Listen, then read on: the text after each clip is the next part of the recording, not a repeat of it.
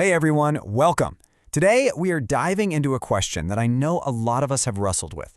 But we're not just going to rehash the old arguments. We're going to look at this from a totally different angle, one that's about getting past the simple black and white answers to find some real personal clarity.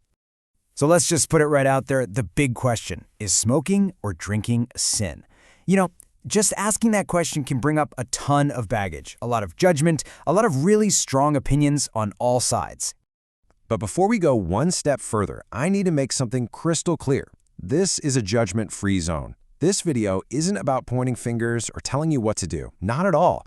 We are all on our own path, and my only goal here is to dig into some powerful ideas that might just light up the next step on your journey. Okay, so where do we even begin with a question this big? Well, let's start with a really powerful foundational concept. This idea of the body, not just being a body, but a sacred space. Okay, check this out. 1 Corinthians tells us that our bodies are temples. Just pause and really think about that for a second. It's not just a shell we're walking around in, it's a sacred vessel. And the instruction that follows is pretty direct. Honor God with your bodies. So what does that actually look like in our day-to-day lives? Right, so if our bodies are temples, we have to ask the tough question. How are we treating them? The science on smoking it's not even a debate anymore. We know it damages pretty much every organ in the body. Cancer, heart disease, stroke, the list just goes on. So the real gut check question is, can we honestly say we're honoring the temple while knowingly doing something that damages it? Now, when we turn to alcohol, things get a bit more nuanced in the scriptures. Jesus' first miracle was turning water into wine. Wine shows up in a lot of positive ways. So the Bible doesn't seem to condemn drinking itself. What it does condemn, very clearly, is drunkenness, that state of losing your self-control. So the real issue here isn't necessarily the substance, but our relationship to it. And that last point, our relationship to something, is the perfect bridge to what I think is a massive, game-changing shift in perspective.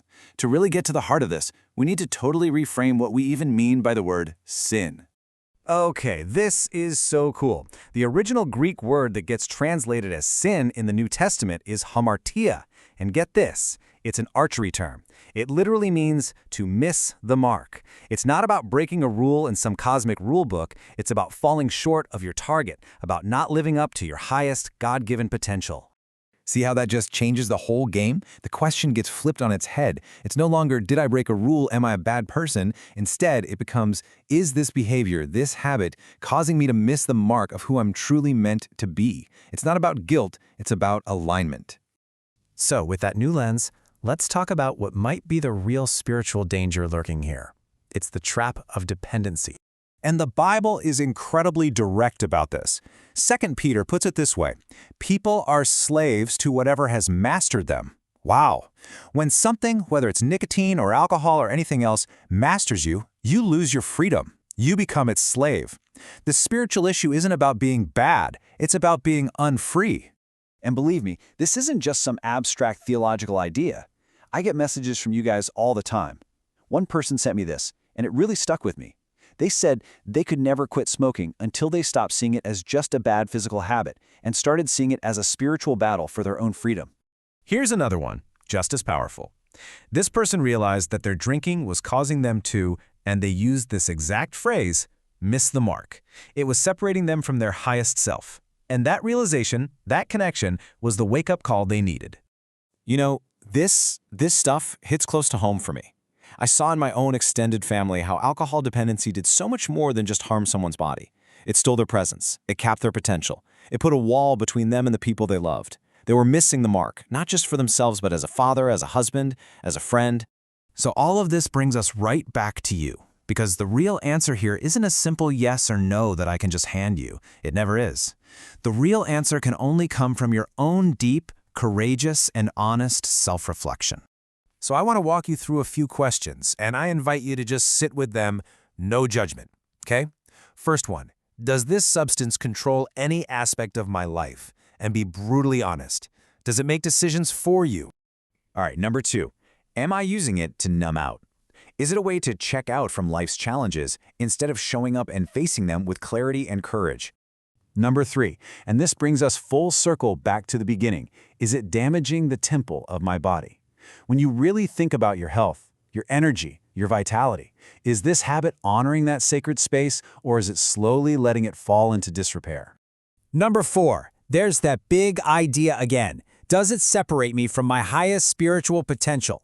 Is it causing you to miss the mark of the person you know, deep down, you are capable of becoming? And finally, number 5, and this one might just be the most important of them all.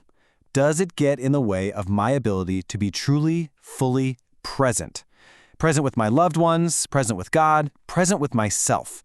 Because that presence, that's where life really happens. Look, no matter what answers came up for you in those questions, I want you to hear this loud and clear. This spiritual journey is not about perfection. It is about progression.